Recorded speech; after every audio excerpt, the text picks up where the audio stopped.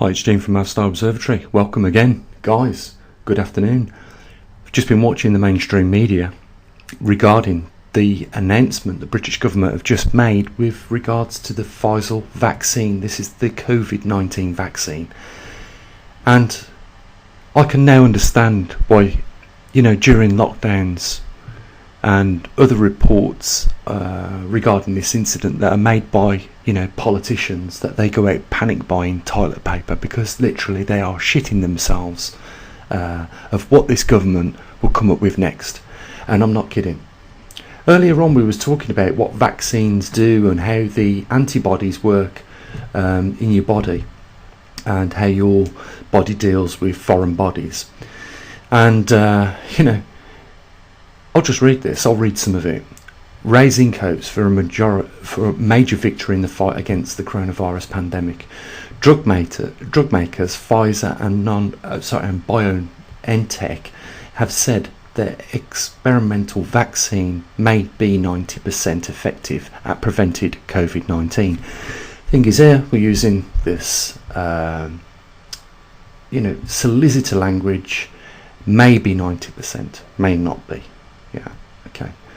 The announcements made on Monday reverberate across the world, with stock markets surging to new records and political leaders welcoming the late stage trial results, even as scientists and doctors cautioned many questions remained unanswered and warned any celebration would be premature. And I completely agree with this, because when you go down further and read more of this, you will see that their trials, Monday's data from the interim analysis that was conducted after 94 participants in the continuing trial development for COVID-19. So they had only 94 people,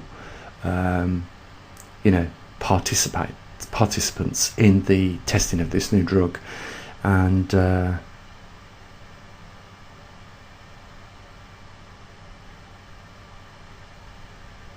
okay, so what they're talking about is that on the basis of 164 trials and the outcome of those trials, then they will probably be more happier to roll this out.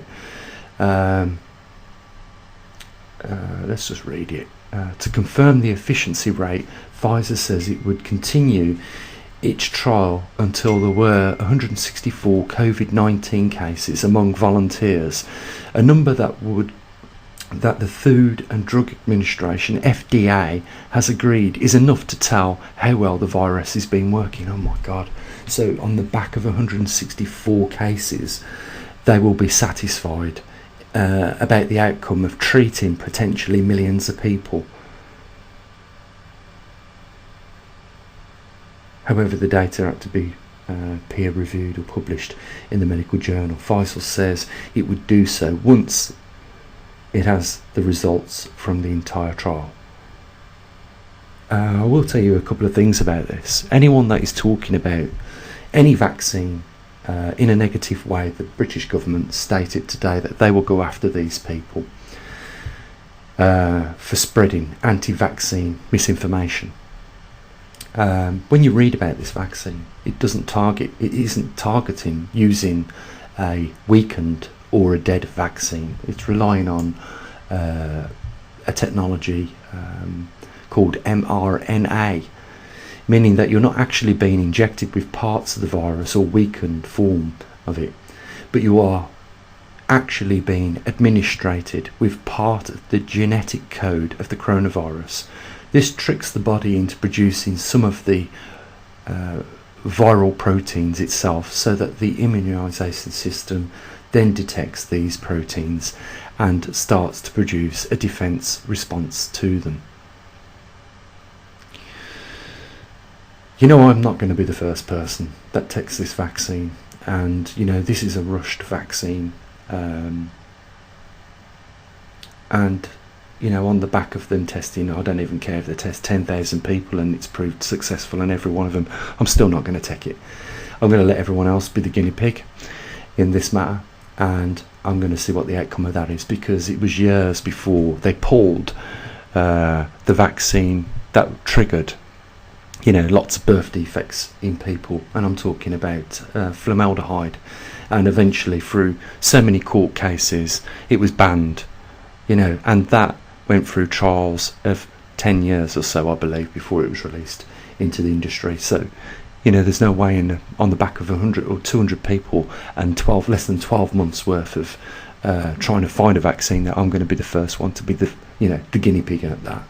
And, you know, I am alarmed that, you know, again, freedom of speech, and, you know, if you've got an alternative view, why it can't be allowed, why has it got to be suppressed, why have the British government got to go after people that are talking in any way contradictorily to what they're saying about this virus vaccine. And I will just add this last thing. Hancock, who's the minister in charge of all what's going on with relationship to this crisis, the NHS, I think he's the minister for the NHS, has stated himself, using his own words, that this is not a vaccine for children, it's an adult vaccine, and therefore will only be used on adults. Oh my God, if you're a conspiracy theorist, you can have a field day with just that quote, can't you? Isn't it nice and easy to control children as opposed to control adults? Children will believe anything. You can easily pacify children off easily with anything. Adults, a little bit more difficult.